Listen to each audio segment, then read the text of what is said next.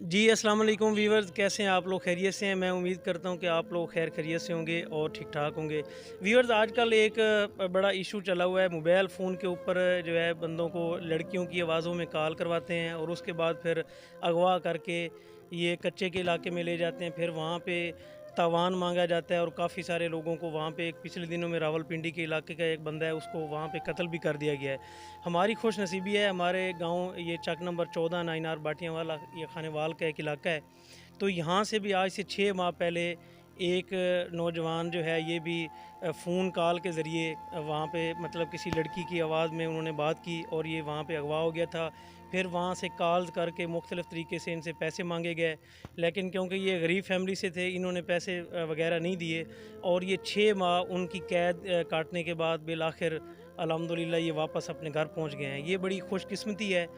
मेरे साथ इस वक्त मौजूद भी हैं जो भाई वहाँ से आए हैं और ये 6 महीने हम इनसे पूरा अहवाल जानेंगे और इनसे पूछेंगे कि कैसे ये अगवा हुए, क्या वहाँ पे वारदात हुई और फिर वहाँ पे इनके साथ क्या सलूक होता था, जो दूसरे कैदी थे उनके साथ क्या किया जाता था, अगर इन्होंने पैसे नहीं भेजे तो फिर इसके साथ जो वहाँ पे तशद्दुद जो चीज़ें हुई सारी हम इनसे तफसीलात लेंगे।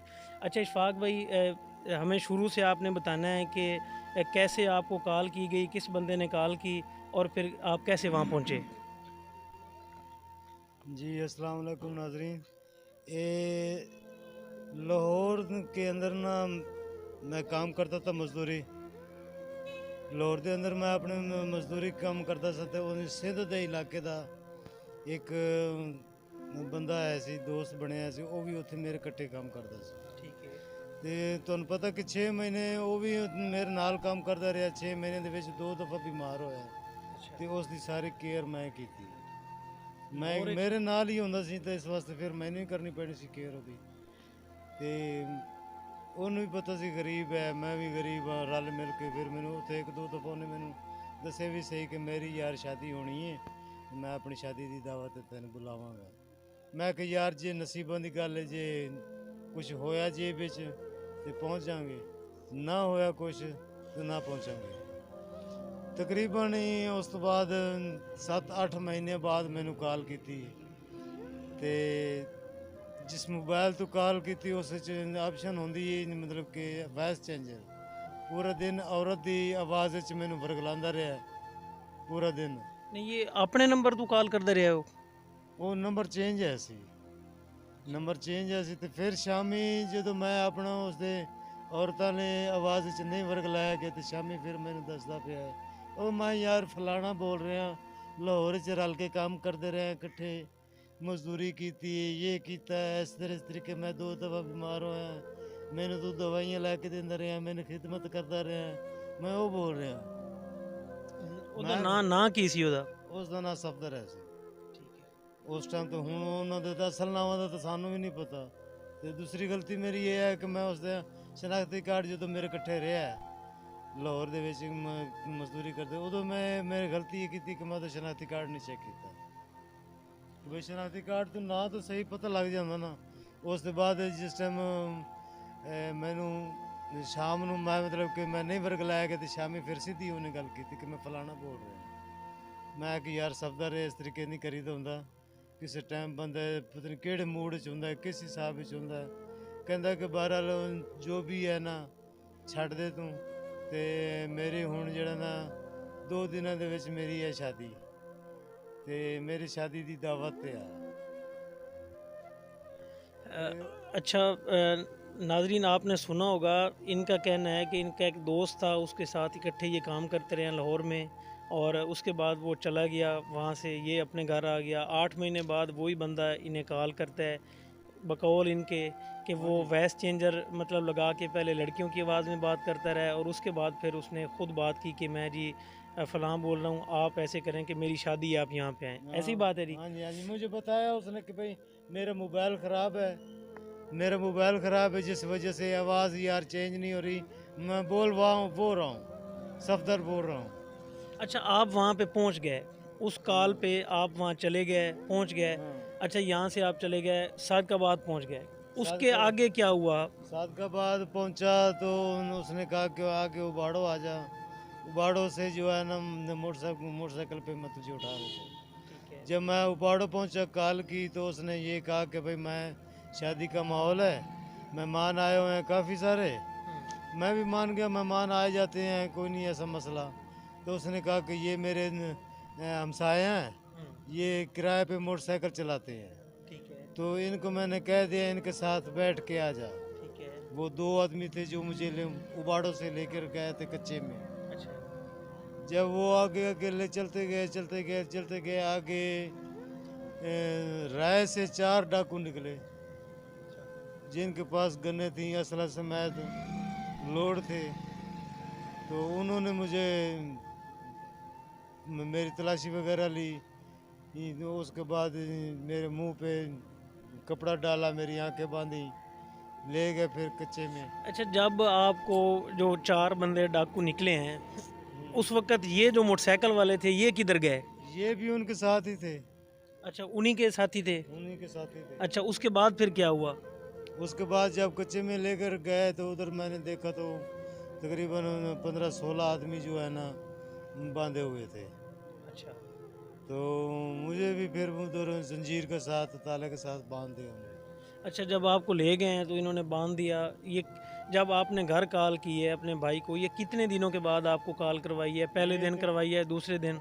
ये तकरीबन 4-5 दिन बाद कॉल तो करवाई। जब 4-5 दिन आप वहाँ पे रहे हैं तो जाते ही मारना शुरू कर दिया था या वैसे ही पड़े रहे वहाँ पे? बस ये मेरी हैसियत, मेरी ये मलकियत पूछते थे कि तुम्हारी मलकियत क्या है, कितने पैसा है, क्या है, ये तुम्हारी क्या हैसियत है, पीछे तुम क्या हो क्या नहीं हो। मैंने फिर बताया कि भाई गरीब आदमी हूँ, मजदूरी करता हूँ, कभी निज़ाम चल जाता है, कभी रह जाता है, इस तरीके का निज़ाम है।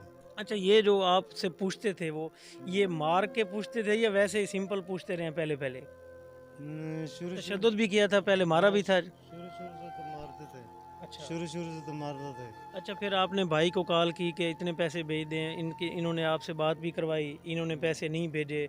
तो ये जो 6 माह का अरसा आपने वहाँ गुजारा है, 6 माह में क्या होता रहा वहाँ पे रूटीन में? मतलब कि डेली कोई मारते थे? खाने का क्या निज़ाम था? खाना शाना मिलता था क्या? किस तरह का घर था जहाँ पे रखा गया था आपको?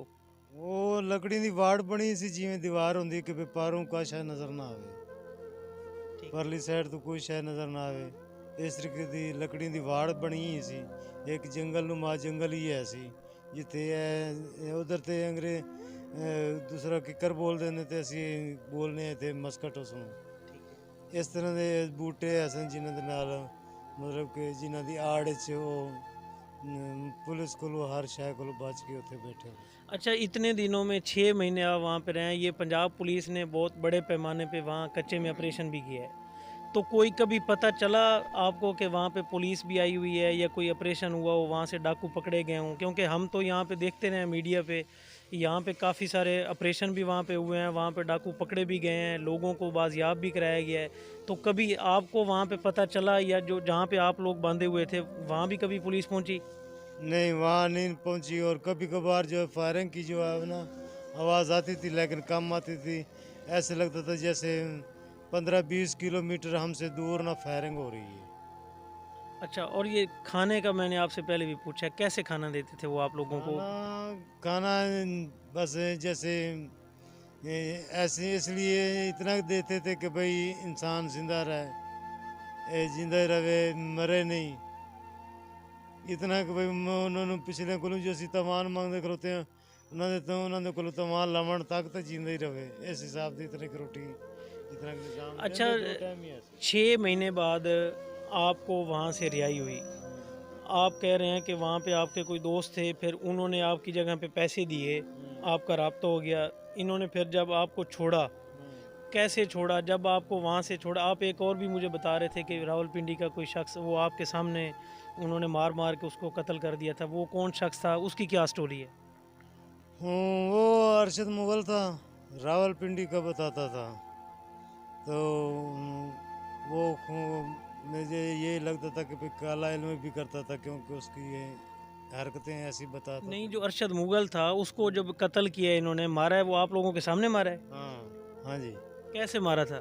वो डंडे इतने मोटे मोटे उन्होंने रखे हुए थे जिसके साथ वो मार रहे थे।